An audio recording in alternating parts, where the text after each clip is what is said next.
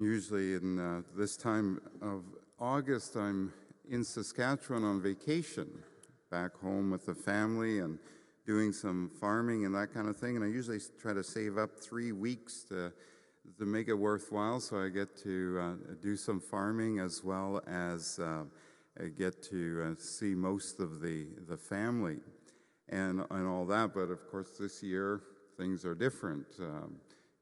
Being on a couple different planes and a couple different airports isn't a good idea right now. So I'm going to take vacation closer to home this year, going to visit Bishop Christian at St. John, New Brunswick.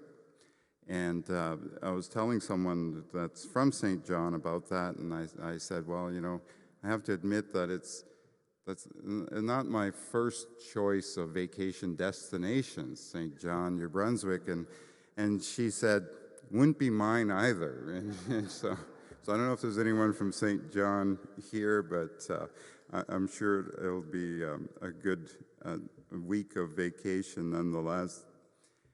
In our gospel today, we have this dramatic scene, right, where Peter, beginning to sink, reaches out and cries, "Lord, save me." And it says that Jesus immediately reached out his hand and caught him. This is a wonderful image for us as disciples of where to look for our saving help, where to keep our eyes in the midst of life's storms, right?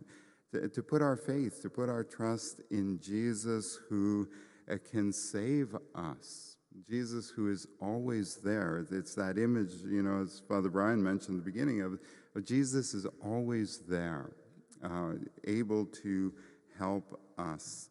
And the storms of life are plentiful. They come in all kinds of shapes and sizes, right? Everything from little inconveniences to long-lasting, very big effects that we carry through life, be it illnesses or difficulties in relationships, uncertainty about the future or the loss of a loved one.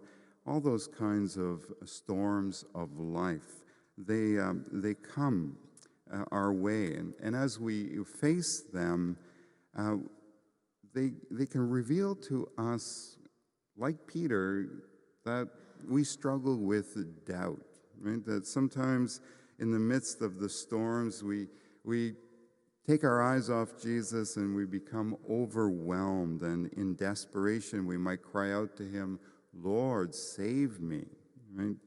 Because we're desperate. Well, as disciples, we want to keep our eyes on Jesus and look to him before we get desperate, right? We want to be trusting in him always. 2 weeks ago, I encouraged you to listen or to re-listen to Father James Mallon's first talk of our parish Easter mission. And again, it's highly recommended. It's a great teaching on what we believe about God and suffering. And Father Mallon has 10 points that he covers in his talk. And the fifth one kind of ties in with what I'm trying to say today. He kind of titled it that suffering is the default setting. That suffering is part of life because we live in a fallen world, right? This is not, the Garden of Eden anymore. This is a fallen world. And Father Mallon quoted John 16:33, where Jesus says, "In the world you have tribulation, but take courage. I have overcome the world." Tribulation, right? Life storms, difficulties, sufferings, right? These are part of life.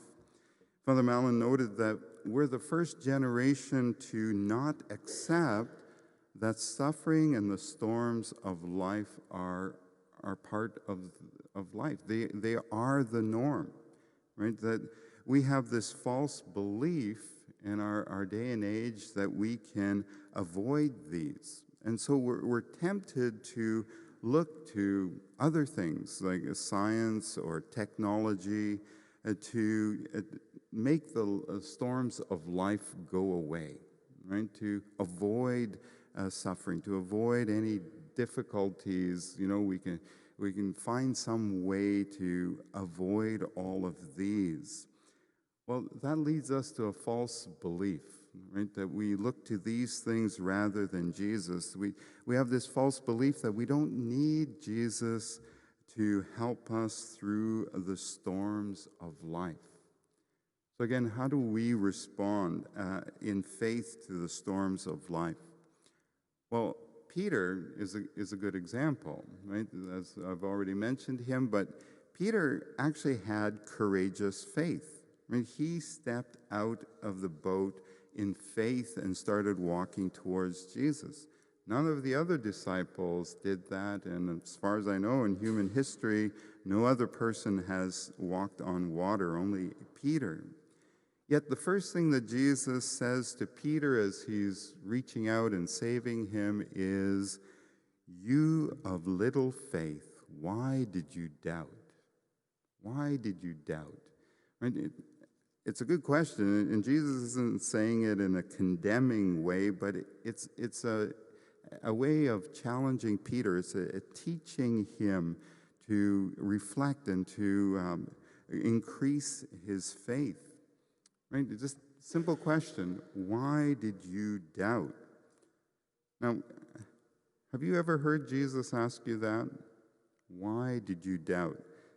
Well, I think he does ask us that, right? When we struggle to trust him in the midst of life's storms, he might ask us that. Why did you doubt? And Peter, his answer would have been something like this. Why did I doubt? Well, Jesus, when, I stopped looking at you and I started looking at the storm became greater than you, and I started to doubt, and then I started to sink, right?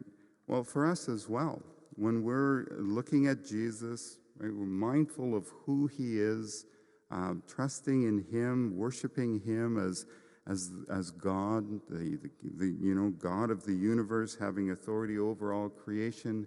We experience his help in the midst of the storms of life.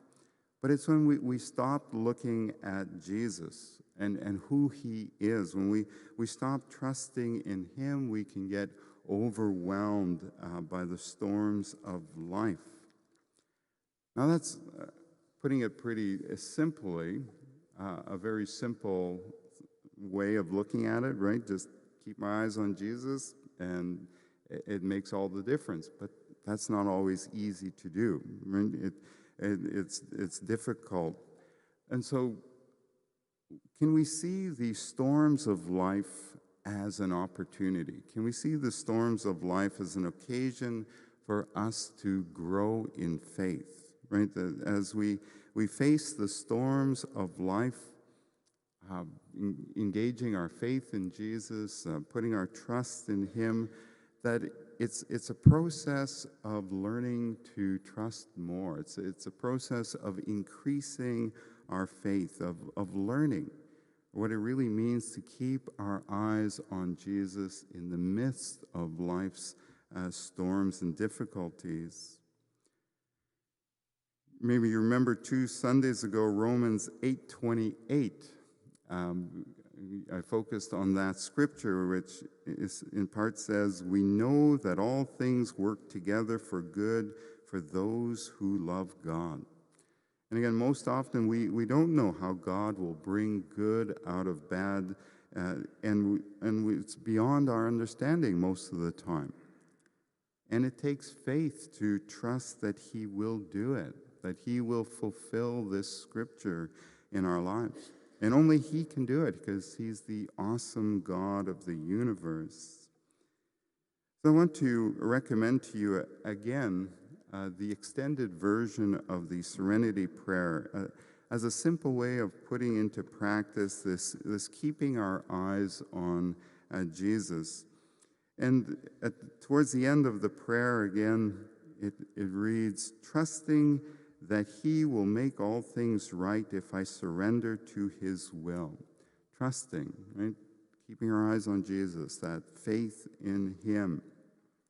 So trusting that you, Jesus, you, the Son of God, you, the one that I worship as God of the universe, will make all things right if I surrender to your will.